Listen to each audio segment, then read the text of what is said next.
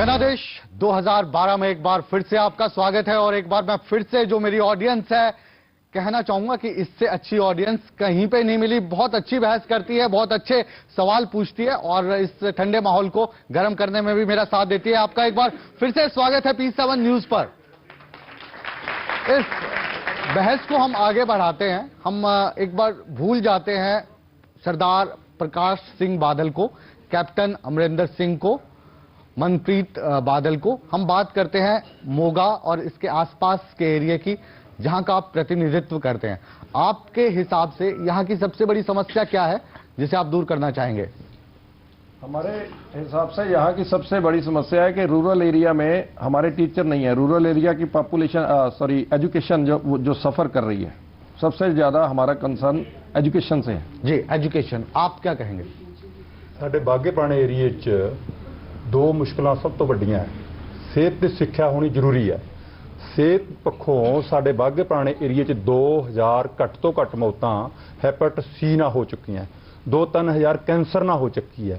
ਘੱਟੋ ਘੱਟ 5-7 ਹਜ਼ਾਰ ਮਰੀਜ਼ ਹੋਵੇਗਾ ਜਿਹੜਾ ਹੈਪੇਟਾਈਟਸ ਸੀ ਦਾ है और कैंसर का मरीज है। बहुत अच्छी। स्वास्थ्य की तरफ आप ध्यान देंगे। आप सर, मोगा विधानसभा क्षेत्र की सबसे बड़ी समस्या ये है कि जिन लोगों ने अपने एमएलए, अपने राजे चुन के विधानसभा में पहुंचाए, वो पहुंचे नहीं। जरूरत उन दोनों को बदलने की है। दोनों पार्टियों का जो सिस्टम है, जो क्या करेंगे आप, ये पूछ रहा हूं। तीसरा परिवर्तन चाहिए। आप क्या करेंगे, आप बताइए। जो बात लोगों की सुनी नहीं गई, आप देखिए जाके गांव में स्थिति क्या है, सड़कें बुरा हाल है। इन्होंने कहा कि मैं शिक्षा को बढ़ाऊंगा, इन्होंने कहा मैं स्वास्थ्य ठीक करूंगा। आप क्या करेंगे? लोगों की बात सुनने वाला कोई प्रतिनिधि नहीं है। अगर वो बताएंगे तो तभी बात होगी ना। इनको तो पता ही नहीं है मुद्दा क्या है। बहुजन समाज पार्टी आती तो लोगों की बात सुनेगी। अकाली दल जो कमियां पिछले 5 साल में रह गई हैं, अगर आप क्या सोचते हैं कि अब वो आप पूरी कर देंगे अगर आए? आपने शुरू करने से पहले कहा कि ऊपरली बात भूल जाएं, मोगा की बात करें। मोगा की ही बात मोगा की बात करें तो हम मोगा की कंस्टिट्यूंसी की बात करेंगे तो वहां जो सेक्रेटरीट बना है पिछली सरकार में, जो पहले सरकार थी, हमने बनाया है और उसमें 36 करोड़ का प्रोजेक्ट था। हमने 24 करोड़ ला दिया। उस समय से सरकार बदल गई तो कैप्टन अमरिंदर सिंह वहां एक बार ही आए FCI के फंक्शन में। ये भी प्रतिनिधि थे, म्यूनिसिपैलिटी के प्रेसिडेंट थे, तो उन्होंने बोला कि सामने क्या बिल्डिंग बन रही है, तो बोला सेक्रेटरीट है, थोड़ा कंप्लीट हो गया है, अभी बाकी है, 24 करोड़ रुपया लग गया है। तो उन्होंने बोला इतना ज्यादा नहीं बढ़ाना चाहिए, वो 8 करोड़ रुपया वापस ले गए। वो भी हमने बनाया है। वहां का जो एजुकेशन बोर्ड का, ब्रीफ में बताइए क्या करेंगे आप? एजुकेशन बोर्ड का ऑफिस भी हमने बनवाया है, वहां का स्टेडियम भी हमने बनाया है, बनवा दिया। धर्मकोट को सब डिवीजन भी हमने बनाया है, बागा पुराना को सब डिवीजन भी हमने बनाया है। कांग्रेस और कांग्रेस सबसे जी, मैं समझता हूं कि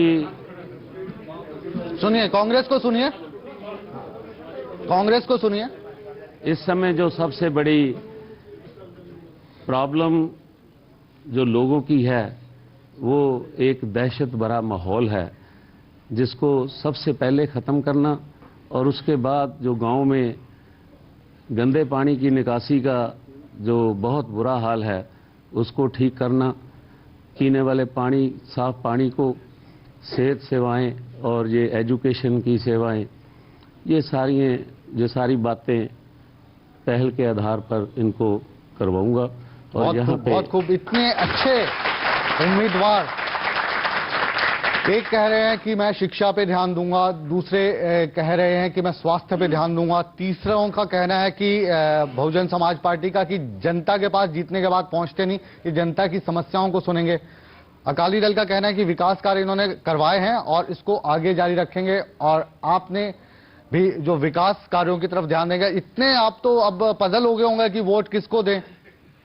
जरा जानना कि क्या चाहती है जनता। और देखिए, हम आम जनता से पूछते हैं कि मोगा के बारे में कुछ आप सवाल पूछना चाहते हैं तो बताइए, क्या पूछेंगे और किससे सवाल पूछेंगे? मैं नताड़क सिंह बराड़ से पूछना चाहता हूं भाई, आप पहले तो ये मेरे को बताओ कि आपके कैंडिडेट क्यों नहीं, आपको क्यों उन्होंने भेजा?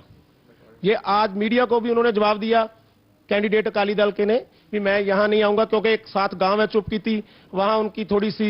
आप ये बताइए कि आप क्या चाहते हैं कि मोगा की डेवलपमेंट कैसे, उसके बारे में। मोगा की डेवलपमेंट, जोगिंदरपाल जैन जी जो आप MLA हैं, हम पहले वो नगर पालिका के प्रधान थे, उन्होंने बहुत डेवलपमेंट कराई, लेकिन अपने दायरे में कराई है। सवाल क्या है? आप अभी बहुत अच्छी डेवलपमेंट कांग्रेस के समय में हुई है। इससे पहले किसी भी स्टीफन। कैंडिडेट ने, किसी पार्टी ने डेवलपमेंट नहीं कराई थी। अलग से एक आम व्यक्ति हमारे साथ मौजूद है। आप जैन क्या पूछना साहब, चाहेंगे? ये आपके आदमी थे, आपके समर्थक थे, और हमें खुशी है कि हर एक आदमी के साथ कोई ना कोई समर्थक आया है, इन्होंने अपना भाव दिया। जी आप बताइए। हमारा सवाल अकाली दल के कैंडिडेट से है कि आप विकास के आधार पर वोट मांग रहे हैं, ठीक है जी। अब मेरा ये सवाल है कि हमारा बाप, हमारा दादा आज लोन पे लोन लेके ਜ਼ਮੀਨ को गहने रख के अपना घर बना के ਜਾਂ अपने बच्चे ਨੂੰ ਗੱਡੀ ਲੈ ਕੇ ਦੇਵੇ, ਉਹ ਕੋਈ ਵਿਕਾਸ ਨਹੀਂ ਹੁੰਦਾ। ਸਾਡੇ ਪੰਜਾਬ ਸਰ ਅੱਜ ਕਿੰਨਾ ਕਰਜ਼ਾ ਹੈ। ਸਾਰੀਆਂ ਬੈਂਕਾਂ, ये सवाल आपसे है। सारियां इसमें बैंका- कोई दो राय नहीं है कि सारियां पिछले 5 बैंका- सालों में जो है पंजाब में विकास हुआ है, नजर भी आता है। लेकिन एक आप कहें कि पिछले 5 साल में ये प्रवृत्ति भी बढ़ी है कि बंदों को लोन लेने की आदत बहुत पड़ गई है, कर्जदार हो गया है आम आदमी। जी पंजाब के ऊपर इतना लोन है जी, कि जी। जो गर्भ में बच्चा उसके भी लोन है। जी जवाब देने दीजिए। देखिए, मैं ऑडियंस ਨੂੰ कहूं कि ਤੁਸੀਂ प्रश्न करके उत्तर ले लिया करो। एक एक आदमी का जवाब जी। मोगे नाम है अपना संबंध है। जो कह रहे सी कि कैंਡੀਡੇਟ क्यों नहीं आया, मैं पार्टी तौर पर आया, उन्होंने मैंने डायरेक्ट कॉल किया, मैं अपने तौर पर पार्टी के प्रतिनिधि तौर पर आया। ਜਿਹੜਾ सिस्टम है, ਜਿਹੜੀ प्लानिंग कमीशन ऑफ इंडिया ने रेशो दी हुई है कि लोन का कितना सिस्टम होना चाहिए, कि किन्ने थोड़ा रेवेन्यू कितना आउंदा ते लोन कितना, ਉਹਦੇ ਜਿਹੜਾ फर्क आ उन्होंने प्लानिंग कमीशन ऑफ इंडिया का कांग्रेस पार्टी हुण राज कर रही है 40% है। जो कांग्रेस पार्टी इस पहला राज करती सी पंजाब च, उन्होंने 46% कर्जा की रेशो का अंतर सी, हुण 30% ते लिआंदा सी। जे कर्जा ਜਿਹੜੇ ਵੱਡੀਆਂ ਵੱਡੀਆਂ ਇੰਡਸਟਰੀਆਂ ਵਾਲੇ ਨੇ ਉਹ ਵੀ ਕਰਜ਼ਾ ਲੈਂਦੇ ਨੇ, लेकिन पंजाब ਨੂੰ ਡਿਵੈਲਪ ਕਰਨ ਲਈ ਪਹਿਲਾ सूबा होना ਜਿਹਨੇ 46% ਤੋਂ 30% ਤੇ लोन की रेशो लेके आंदी।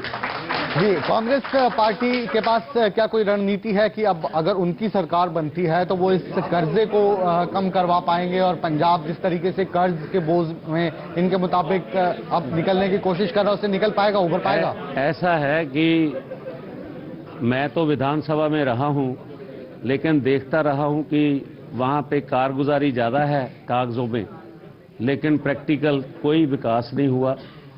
जो पैसा खर्च किया गया सारा कागज़ों पे किया गया। सारे पंजाब में कितनी लिंक रोड सड़कें हैं जो बनाई हैं या रिपेयर की हैं, जितनी बड़ी सड़कें हैं। ये जो विधानसभा वाला आप आरोप लगा रहे हैं, ये बादल सरकार पे लगा रहे हैं या मतलब कारगुजारी आमतौर पे ऐसी ही रहती है? क्योंकि बादल सरकार पे ही बात आई है ना जी। बादल सरकार के टाइम पे इन्होंने कहा कि उन्होंने जो विकास किया इतना, तभी इतना लोन लिया है, तो वो बात गलत है। एक्चुअली क्या है, ये दहशत क्रिएट करके जो पंजाब की जो भी बड़े कारोबार हैं उनके ऊपर सारा इस अकाली दल ने कब्जा कर लिया, और उनके जो टैक्सेस बनते थे, जो सरकार के खजाने में जाने होते थे, वो सब उनकी जेब में जाते थे। सरकार का खजाना तो खाली होगा ना। इस 5 साल की सरकार में इसने अकाली दल ने मेरे हिसाब से डिफरेंट सोर्सेज के अगर उनको लिया जाए तो 1 लाख करोड़ रुपया इन्होंने 5 साल में लोन लिया है पंजाब सरकार पर। और कैप्टन अमरिंदर सिंह ने 2002 से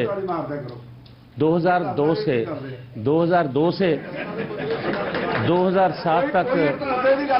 जी बताइए आप। मैं बात कर रहा हूँ, मैं बात बता रहा हूँ। ये मोगा के नुमाइंदे हैं, ये मोगा के नुमाइंदे हैं।